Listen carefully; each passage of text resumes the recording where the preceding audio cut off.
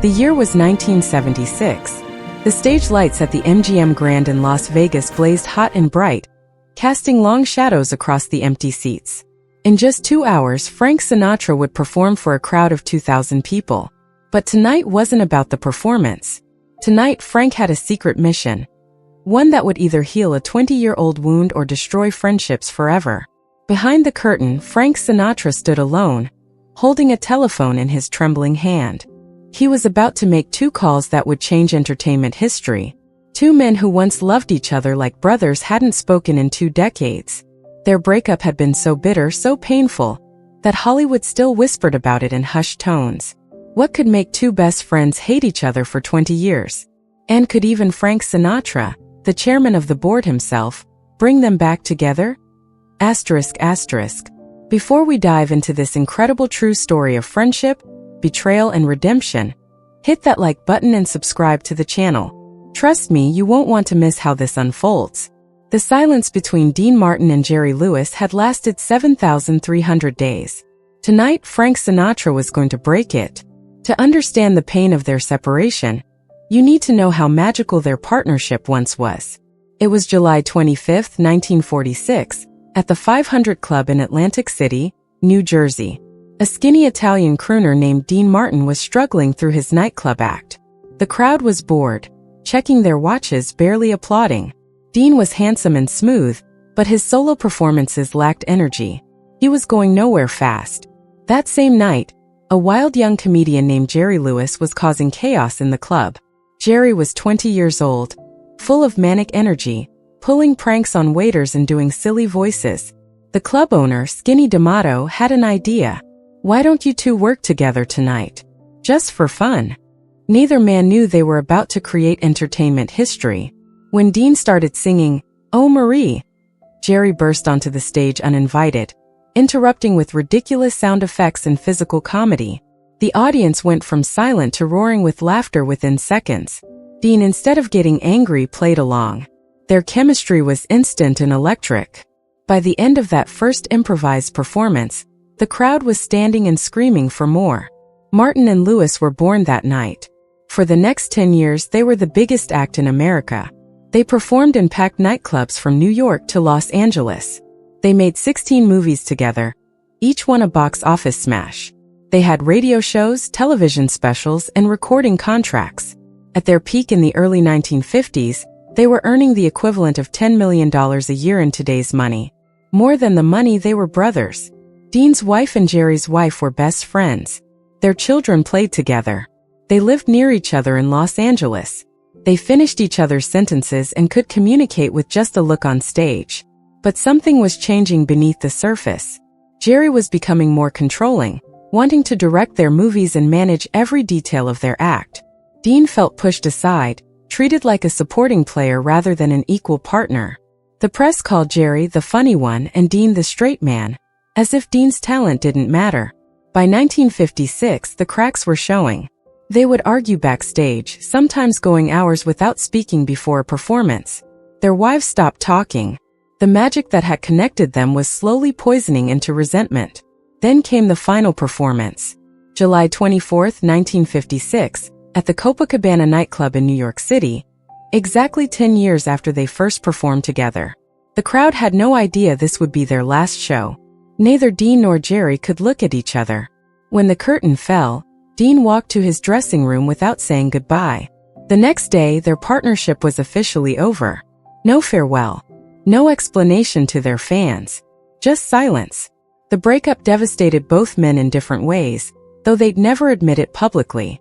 Jerry Lewis threw himself into work like a man trying to outrun his pain. He directed movies, starred in films, created characters, and became one of Hollywood's biggest solo stars.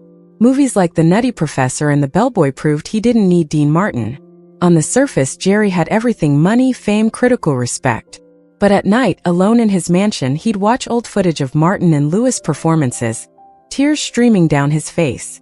His son once found him in the screening room at 3 a.m., watching their first movie, My Friend Irma. "Do you miss him, Dad?" his son asked.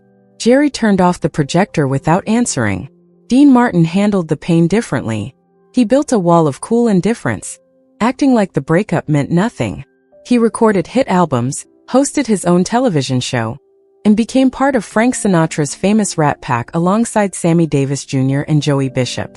Dean drank whiskey on stage, smoked cigarettes, and played the role of the laid-back crooner who didn't care about anything. But those closest to him knew the truth.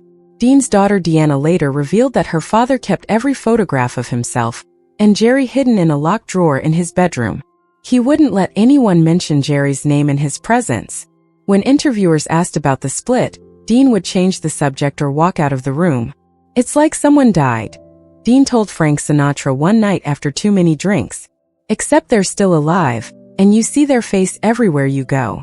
The silent treatment wasn't just between Dean and Jerry. It extended to everyone around them. If you were friends with Dean, you couldn't be friends with Jerry. Hollywood split into camps. Dean's friends included Frank Sinatra, Sammy Davis Jr., and the Rat Pack crowd. Jerry's friends included directors, studio executives, and a younger generation of comedians. The press had a field day. Every magazine article about one of them mentioned the other. Dean Martin's new show premieres, but where's Jerry? Or Jerry Lewis wins award, Dean Martin refuses to attend. The media kept picking at the wound, making sure it never healed. But the cruelest part was how much they needed each other. Dean's television show was successful, but he never achieved the same level of box office magic without Jerry. Jerry's films were critically acclaimed, but his later movies never captured the pure joy of the Martin and Lewis years.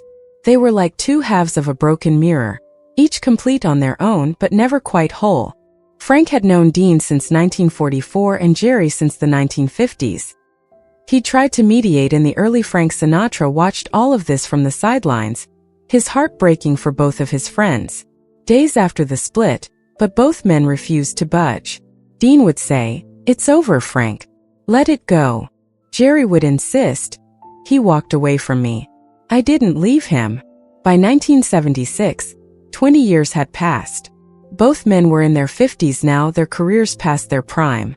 Dean was dealing with the death of his son Dean. Paul Martin in 1987 would hit later, but personal struggles were mounting. Jerry was battling health issues and spending most of his time on his annual muscular dystrophy telethons. Frank Sinatra knew something that neither Dean nor Jerry would admit. They both regretted the breakup. They just didn't know how to fix it. Dean's daughter Deanna told Frank, "My father watches Jerry's telethons every year. He won't say anything, but I see him staring at the TV, and I know he's thinking about the old days." Jerry's wife told Frank something similar. "Jerry keeps a photograph from their first performance in his wallet. He thinks I don't know, but I've seen it." Frank realized that if these two stubborn Italians were ever going to reconcile, someone would need to force them into the same room. And who better to do that than Frank Sinatra himself? The plan formed in Frank's mind during a late-night card game with Sammy Davis Jr. in early 1976. "What if," Frank said, dealing cards, "we got them both on stage at the same time? They couldn't walk away with thousands of people watching." Sammy shook his head. "Frank, they'd kill each other. Or they'd kill you." "Maybe," Frank replied, lighting a cigarette, "but maybe they'd remember why they loved each other in the first place." Frank picked the perfect event: his own television special and live performance. The MDA Telethon, Jerry Lewis's annual charity event to raise money for muscular dystrophy research. It would be broadcast live to millions of viewers.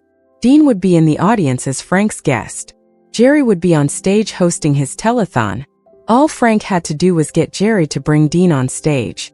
The morning of the telethon, Frank called Dean. "Hey Pally, come to my show tonight. Sit in the audience. We'll have some laughs." Dean, suspecting nothing, agreed. Then Frank called Jerry. "Kid, I'm coming by the telethon tonight to donate and say hello. Maybe we can do a bit on camera." Jerry, honored that Sinatra would appear on his show, immediately agreed. Neither man knew what Frank had planned. Neither man knew that in just a few hours, they'd be face to face for the first time in 20 years. September 5, 1976. The Muscular Dystrophy Telethon was live on television, broadcasting from the Sahara Hotel in Las Vegas. Jerry Lewis had been on stage for nearly 20 hours straight, running on coffee and pure determination. His voice was hoarse, his suit was wrinkled, but he kept going. raising money, bringing out performers, telling jokes. This telethon was his life's mission, and he never stopped working. In the audience sat Dean Martin, relaxed in a booth with Frank Sinatra and a few friends. Dean was there to support Frank, nothing more. He had no idea Jerry was just a few hundred feet away. Someone had carefully kept that information from him. At 11:32 p.m., Frank Sinatra stood up. "I'm going to go say hello to Jerry," he said casually. "Maybe bring him some money for the telethon." Dean nodded, not thinking much of it. Frank walked backstage and found Jerry during a commercial break. "Kid, you're doing great," Frank said, putting his arm around Jerry. "Listen, I want to bring someone out to give you a donation. A surprise guest. You'll love it." Jerry, exhausted and emotional from the long telethon, smiled. "Sure, Frank. Anything for you." Frank went back to Dean. "Come with me for a second. I want to introduce you to someone." Dean, trusting Frank completely, followed him through the backstage corridors. They walked past crew members and cameras, through narrow hallways lit by bare bulbs. Dean had no idea where they were going.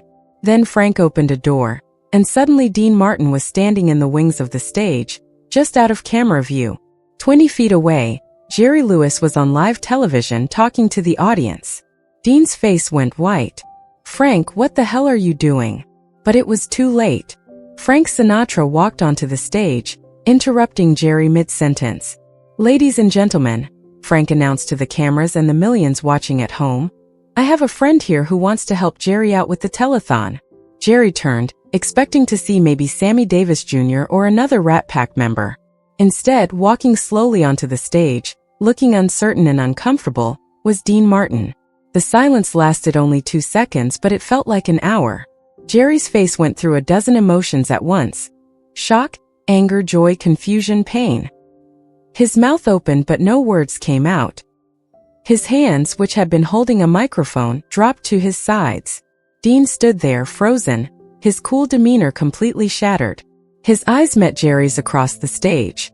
20 years of silence hung between them like a wall. The audience in the studio realized what was happening. A gasp rippled through the crowd. People started crying. Everyone in America knew about the Martin and Lewis split. Watching them stand face to face again, live on television, was like witnessing history. Jerry took one step forward, then another. His eyes were wet with tears. "Jerry," Dean said quietly, his voice cracking. That one word carried 2 decades of regret. "Dean," Jerry whispered back. And then Jerry Lewis, the comedian who'd made millions laugh, broke down completely. He walked up to Dean Martin and wrapped his arms around him, crying openly on live television. Dean hugged him back, his own shoulders shaking. The audience erupted. People in the studio were sobbing. The camera operators were crying. Frank Sinatra stood off to the side, tears streaming down his face, watching his 2 friends finally let go of 20 years of pain. Jerry couldn't speak. He tried to say something funny to break the tension the way he always did, but the words wouldn't come. He just held on to Dean like a drowning man holding a life preserver. "I'm sorry," Dean finally said, loud enough for the microphone to pick up. "I'm so sorry, Jerry." "I'm sorry too," Jerry managed to choke out. "I've missed you so much." They stood there, 2 men in their 50s crying like children, while 85 million Americans watched on television. It was raw, real, and completely unscripted. Frank Sinatra stepped forward and put his arms around both of them, creating a 3-way embrace that became one of the most iconic images in entertainment history. The moment lasted maybe 90 seconds in real time, but it felt eternal. When they finally separated, both Dean and Jerry were wiping their eyes, trying to compose themselves. Jerry grabbed the microphone, his hand shaking. "Ladies and gentlemen," Jerry said, his voice hoarse with emotion, "I just want to say, this man Dean Martin, he's my partner. He always was. He always will be." Dean smiled, that familiar crooked grin that had charmed audiences for decades. "And this crazy kid here," Dean said, gesturing to Jerry, "he's still the funniest man I've ever known." The audience gave them a standing ovation that lasted 3 full minutes. People at home were calling the telethon with donations, so moved by what they'd witnessed that they wanted to be part of the moment. After the cameras stopped rolling that night, Dean and Jerry sat together in Jerry's dressing room for 2 hours. They talked about everything: The old days, the breakup, their families, their regrets. They laughed, they cried some more. And they began to rebuild a bridge that had been burned for 20 years. Their relationship would never be exactly what it once was. Too much time had passed, too much had changed. But they stayed in touch. Dean would occasionally call Jerry just to check in. Jerry would send Dean birthday cards. When Dean's son died in 1987, Jerry was one of the first people to call. When Jerry had heart surgery in the 1990s, Dean sent flowers. It wasn't the same as before, but it was something. And that something mattered more than anyone realized. Dean Martin died on December 25, 1995, Christmas Day. Jerry Lewis was devastated. At Dean's funeral, Jerry stood at the casket and whispered, "Rest well, Pally. I'll see you again someday." Years later, in interviews before his own death in 2017, Jerry would always talk about that night in 1976. "Frank gave us back what we'd thrown away," Jerry said. "He reminded us that pride isn't worth losing someone you love. I wasted 20 years being angry at Dean. 20 years I can never get back. But thanks to Frank, I got a few more years with my partner before it was too late." The lesson in this story is simple but profound. No argument is worth 20 years of silence. How many of us have people in our lives we haven't spoken to in years? A family member we fought with? A friend who hurt us? A loved one we pushed away because of pride or anger or stubbornness? Dean and Jerry lost 2 decades. They missed their children growing up together. They missed holidays and birthdays and celebrations. They missed the simple joy of making each other laugh. All because neither one could take the first step toward forgiveness. Frank Sinatra understood something important. Sometimes you need someone from the outside to break the ice. Sometimes you need a friend who loves both people enough to risk their own relationships to bring them back together. If you're watching this video and thinking of someone you haven't spoken to in years, take this as your sign. Life is too short. Pride is too expensive. Pick up the phone. Send a message. Write a letter. Do what Frank Sinatra did, be brave enough to reach out, even if you're scared of being rejected. Dean and Jerry taught us that it's never too late. Even after 20 years of silence, healing is possible. Even when the wound seems too deep, love can still grow back. Before you go, make sure to hit that subscribe button and like this video. Share this story with someone who needs to hear it. And if this story touched you, leave a comment below telling us about a relationship you'd like to repair. Sometimes just saying it out loud is the first step toward healing. Remember, the people we love won't be here forever. Don't wait 20 years to tell them you're sorry.